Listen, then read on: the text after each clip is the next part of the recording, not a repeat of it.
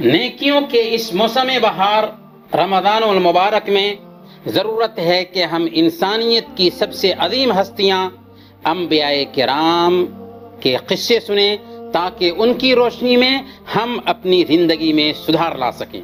تو آئیے سنتے ہیں پروگرام نبیوں کے قصے۔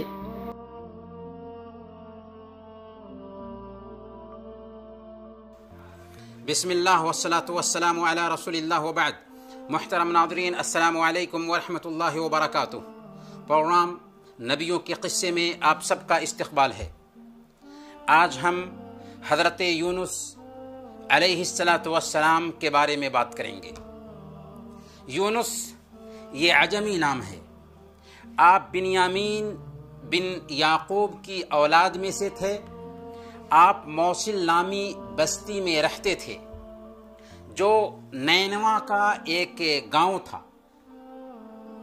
آپ کو ذُنُّون یعنی مچھلی والا بھی کہا جاتا ہے۔ ذُنُّون آپ کو کیوں کہا جاتا ہے، اس کی ایک کہانی ہے۔ آئیے اس کہانی کو سنتے ہیں۔ اس کہانی کی تفصیل یہ ہے کہ حضرت یونس علیہ السلام کو اللہ نے موصل کے علاقے میں قوم نینوا کے بیچ نبی بنا کر بھیجا تھا۔ قوم نینوا کی تعداد تقریباً 1,00,000 تھی۔ آپ کی قوم بھی بت پرستی میں گرفتار تھی۔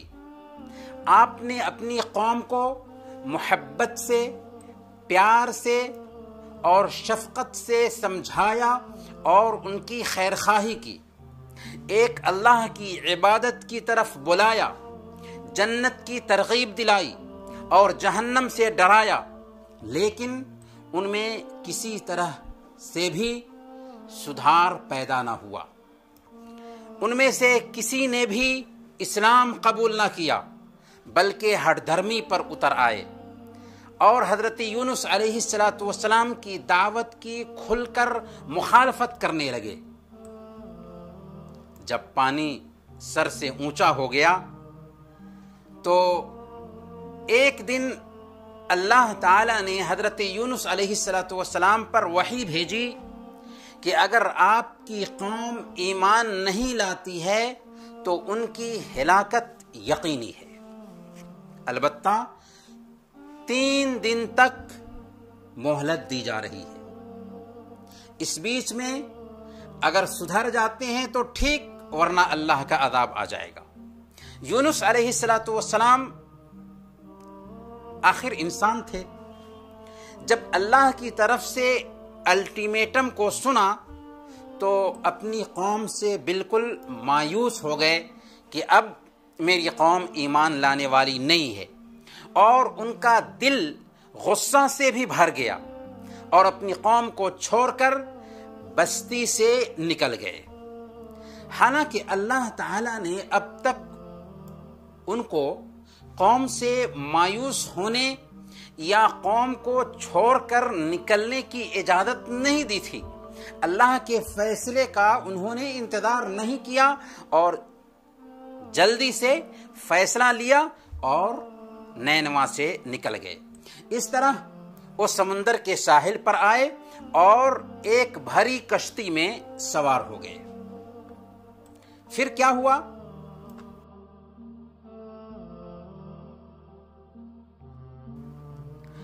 ادھر یونس علیہ السلام کے بستی سے نکلنے کی وجہ سے بستی والوں کے دلوں میں ڈر پیدا ہوا کہ ایسا نہ ہو کہ واقعی عذاب نازل ہو جائے، واقعی اللہ تعالیٰ اپنا عذاب اتار دے۔ چنانچہ سب نے ٹاٹ کے لباس پہنے، توبہ اور استغفار کیا، اپنے کرتوت پر نادم، شرمندہ اور پشیمان ہوئے، اللہ سے گریہ گزاری کی۔ مرد، عورتیں، چھوٹے بڑے، مائیں، بیٹیاں، سب کے سب رو رو کر عاجزی سے اللہ سے دعائیں کرنے لگے اور اپنے گناہوں کی معافی مانگنے لگے، اور سب کے سب ایمان لے آئے۔ یہ دل دہلا دینے والا اور رقت آمیز منظر تھا۔ چنانچہ اللہ رب العالمین کی رحمت جوش میں آئی اور اللہ تعالیٰ نے ان سے اپنے عذاب کو ٹال دیا، جس عذاب کے وہ مستحق بن چکے تھے، اپنے نبی کو جھٹلانے اور اپنے نبی کی تکذیب کرنے کی وجہ سے۔ حضرت یونس علیہ السلام کی قوم ہی وہ اکیلی قوم ہے جس پر اللہ تعالیٰ نے عذاب کے آنے کے بعد ان کی توبہ کی وجہ سے عذاب کو روک دیا۔ اللہ تعالیٰ نے خود سورہ یونس آیت نمبر 98 میں اس کا تذکرہ کیا۔ فلولا كانت قرية آمنت فنفعها إيمانها إلا قوم يونس لما آمنوا كشفنا عنهم عذاب الخزي في الحياة الدنيا ومتعناهم إلى حين۔ پھر کیا کوئی ایسی مثال ہے کہ ایک بستی عذاب دیکھ کر ایمان لائی ہو اور اس کا ایمان اس کے لیے نفع بخش اور کارآمد ثابت ہوا ہو یونس کی قوم کے سوا؟ ظاہر سی بات ہے کہ اس کی نظیر نہیں ملتی، صرف یونس علیہ السلام کی ہی قوم ہے جس کو اللہ رب العالمین نے عذاب سے بچا لیا۔ وہ قوم جب ایمان لے آئی تھی تو ہم نے اس پر سے دنیا کی زندگی میں رسوائی کا عذاب ٹال دیا تھا اور اس کو ایک مدت تک زندگی سے بہرہ مند ہونے کا موقع فراہم کیا تھا۔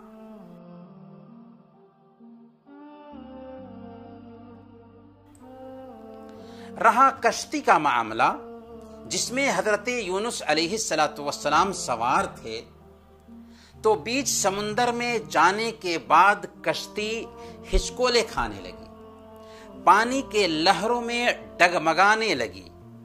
یہ ان کے پاس سے علامت تھی اس بات کی کہ کشتی میں کوئی ایسا آدمی ہے جو گناہگار ہے، جس نے کسی طرح کی غلطی کی ہے، کسی طرح کا گناہ کیا ہے، اور ان کو پانی میں ڈالنے کے بعد ہی کشتی ڈوبنے سے بچ سکتی ہے۔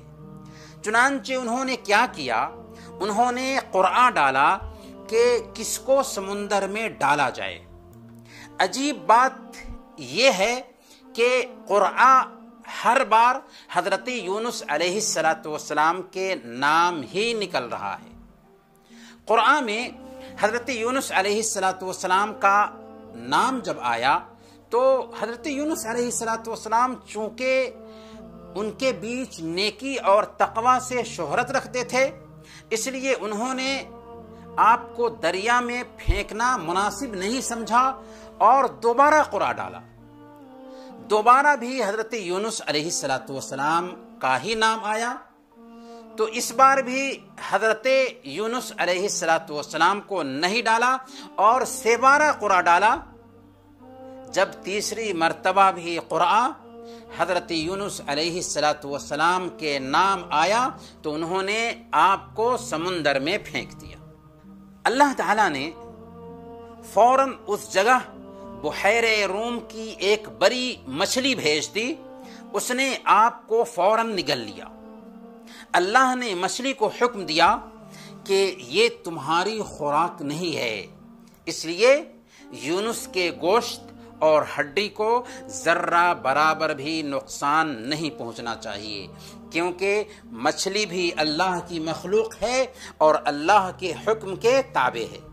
مفسرین کا اس امر میں اختلاف ہے کہ مچھلی کے پیٹ میں حضرت یونس علیہ السلام کے ٹھہرنے کی مدت کتنی تھی۔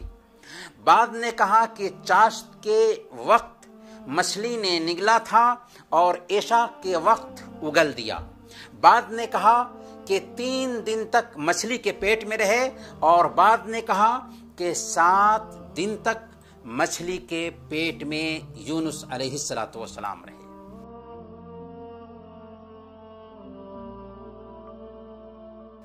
جب یونس علیہ السلام نے مچھلی کے پیٹ میں تنگی محسوس کی کہ 3 طرح کی تاریکی ہے. مچھلی کے پیٹ کی تاریکی ہے، سمندر کی تاریکی ہے اور رات کی تاریکی ہے. اور سارے سہارے کٹ چکے تھے، صرف ایک سہارا باقی رہ گیا تھا، اور وہ سہارا رب کا سہارا تھا، اللہ کا سہارا تھا، جو سب کی آوازیں سنتا ہے، چاہے کتنی ہی پست اور کمزور آواز کیوں نہ ہو. ہر پوشیدہ چیز کو جانتا ہے، چاہے وہ کتنی ہی باریک اور لطیف کیوں نہ ہو.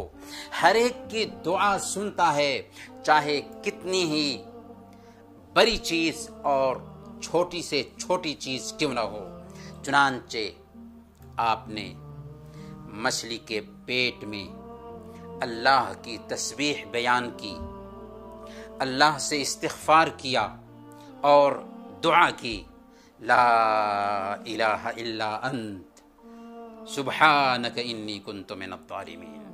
اے اللہ، تیرے علاوہ کوئی معبود برحق نہیں، تو پاک ہے، بے شک میں ہی قصوروار ہوں. ادھر یونس علیہ السلام دعا کرتے ہیں اور ادھر دعا عرش کے نیچے جا پہنچتی ہے. یہ دعا سن کر فرشتوں نے کہا کہ اے رب، ایک کمزور سی جانی پہچانی آواز کسی اجنبی جگہ سے آ رہی ہے. فرمایا تم نے پہچانا نہیں اس آواز کو؟ فرشتوں نے کہا نہیں اے میرے رب. وہ کون سی آواز ہے، وہ کون ہے؟ اللہ نے فرمایا میرا بندہ یونس ہے. فرشتوں نے کہا تیرا بندہ یونس، جس کا عمل مقبول اور جس کی دعائیں آسمان پر آتی رہتی ہیں؟ اے اللہ، وہ راحت کے دنوں میں نیکی کرتے تھے تو کیا تو ان پر رحم کر کے مصیبت سے نجات نہیں دے گا؟ اللہ نے فرمایا کیوں نہیں.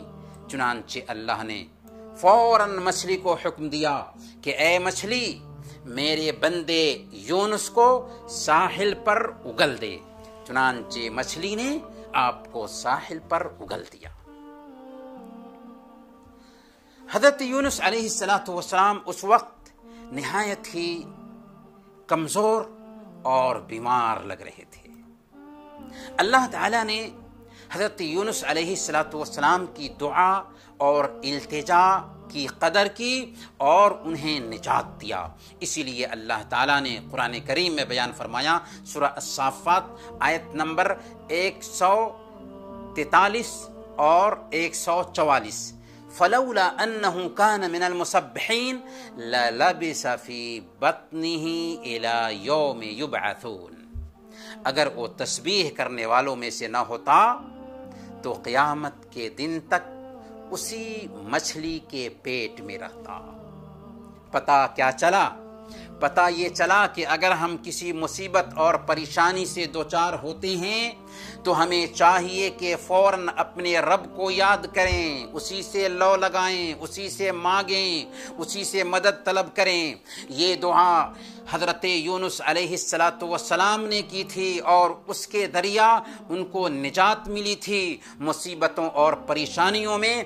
ہمیں بھی اس دعا کا اہتمام کرنا چاہیے، کیونکہ اس دعا کا اثر تمام مسلمانوں کے لیے عام ہے. سنن ترمذی کی روایت ہے، اللہ کے رسول صلی اللہ علیہ وسلم نے ارشاد فرمایا اس دعا کے بارے میں، فَإِنَّهُ لَمْ يَدْعُ بِهَا رَجُلٌ مُسْلِمٌ فِي شَيْءٍ قَطُّ إِلَّا اسْتَجَابَ اللَّهُ لَهُ. جو مسلمان بھی کسی معاملے میں اپنے رب سے ان الفاظ کے ساتھ دعا کرتا ہے، اللہ اس کی دعا قبول فرماتا ہے. دعا کیا ہے؟ لا الہ الا انت سبحانک انی کنت من الظالمین. لیکن اس دعا کے قبول ہونے کے لیے اللہ پاک نے ایک شرط بھی رکھی ہے. شرط کیا ہے؟ شرط ہے ایمان. اللہ نے فرمایا سورہ الانبیاء آیت نمبر 88، فاستجبنا له ونجیناہ من الغم وکذالک ننجی المؤمنین. تب ہم نے اس کی دعا قبول کی اور غم سے اس کو نجات بخشی، اور اسی طرح ہم مومنوں کو بچا لیا کرتے ہیں، اسی طرح ہم ایمان والوں کو نجات دیتے ہیں۔ یہ ہے اس دعا کے قبول ہونے کی شرط کہ ہم ایمان والے بن جائیں، پکے ایمان والے۔ اللہ ہماری دعا ضرور قبول کرے گا اور ہمیں مصیبتوں سے نجات دے گا۔ محترم ناظرین، ہمیں حضرت یونس علیہ السلام کے اس قصے سے سب سے پہلا سبق یہ ملتا ہے کہ اللہ پر ایمان اور توبہ و استغفار مصیبتوں سے چھٹکارے کی کنجی ہے۔ یونس علیہ السلام 3 طرح کی تاریکی میں ہیں، کوئی ظاہری سہارا دکھائی نہیں دے رہا ہے۔ جب عاجزی سے اللہ کو پکارتے ہیں تو اللہ تعالی ان کی پکار کو سمندر میں سنتا ہے۔ اس لیے ہر انسان کو چاہیے کہ اللہ پاک سے لو لگائے۔ اگر وہ مصیبت میں ہے، اگر وہ پریشانی میں ہے تو اللہ کو پکارے، اسی کو ملجا اور ماوا سمجھے کہ وہی مصیبت کو دور کر سکتا ہے۔ اس کے علاوہ اور کوئی ہماری مصیبتیں دور نہیں کر سکتا، اس کے علاوہ اور کوئی مشکل کشا اور حاجت روا نہیں ہے۔ اسی طرح ہم دیکھتے ہیں کہ حضرت یونس علیہ السلام کی قوم نے جب گریہ و زاری شروع کر دی، توبہ اور استغفار کرنے لگے، تو اللہ تعالی نے ان سے اپنے عذاب کو ٹال دیا، حالانکہ وہ عذاب آ چکا تھا۔ آج بھی ہم مسلمانوں کی مشکلات دور ہو سکتی ہیں، آج بھی ہم مسلمانوں کی پریشانیاں دور ہو سکتی ہیں، لیکن شرط یہ ہے کہ ایمان میں پختگی آ جائے اور اللہ کے سامنے گریہ وزاری کریں، اپنے گناہوں سے توبہ کریں، توبہ اور استغفار کریں اور اپنے رب سے تعلق کو مضبوط کریں۔ حضرت یونس علیہ السلام کے قصے سے ہمیں یہ بھی سبق ملتا ہے کہ داعیان دین کو چاہیے کہ مدعو کے تئیں صبر اور برداشت سے کام لیں، جلد بازی نہ کریں، نتیجہ کے لیے فکر مند نہ ہوں۔ اس لیے ہم دیکھتے ہیں کہ اللہ پاک نے آخری نبی محمد صلی اللہ علیہ وسلم کو یہ ہدایت دی، فاصبر لحکم ربک ولا تکن کصاحب الحوت اذ نادى وهو مکظوم۔ اپنے رب کا فیصلہ صادر ہونے تک صبر کیجیے، صبر و شکیبائی کا دامن تھامے رہیے، اور مچھلی والے یعنی حضرت یونس علیہ السلام کی طرح نہ ہو جائیں، جب انہوں نے پکارا تھا اور وہ غم سے بھرے ہوئے تھے۔ تو داعیان دین کو جذباتیت کا شکار نہیں ہونا ہے، بلکہ سنجیدگی برتنا ہے۔ جی ہاں، اسلام جذباتیت کا نام نہیں بلکہ صبر اور شکیبائی کا نام ہے۔ تبھی تو اللہ کے رسول صلی اللہ علیہ وسلم اپنی 23 سالہ زندگی میں ہر طرح سے پریشانیاں جھیلتے ہیں، آپ کو ہر طرح سے ٹارچر کیا جاتا ہے، پریشان کیا جاتا ہے، لیکن ہر جگہ آپ صبر و شکیبائی کے پیکر بنے رہتے ہیں۔ محترم ناظرین، انہی چند کلمات کے ساتھ ہم آپ سے رخصت ہوتے ہیں۔ انشاءاللہ کل ہم حضرت موسیٰ علیہ السلام کے قصہ کے ساتھ آپ کی خدمت میں حاضر ہوں گے۔ تب تک کے لیے اجازت دیجیے۔ وصلی اللہ علی نبینا محمد وعلی آلہ وصحبہ اجمعین۔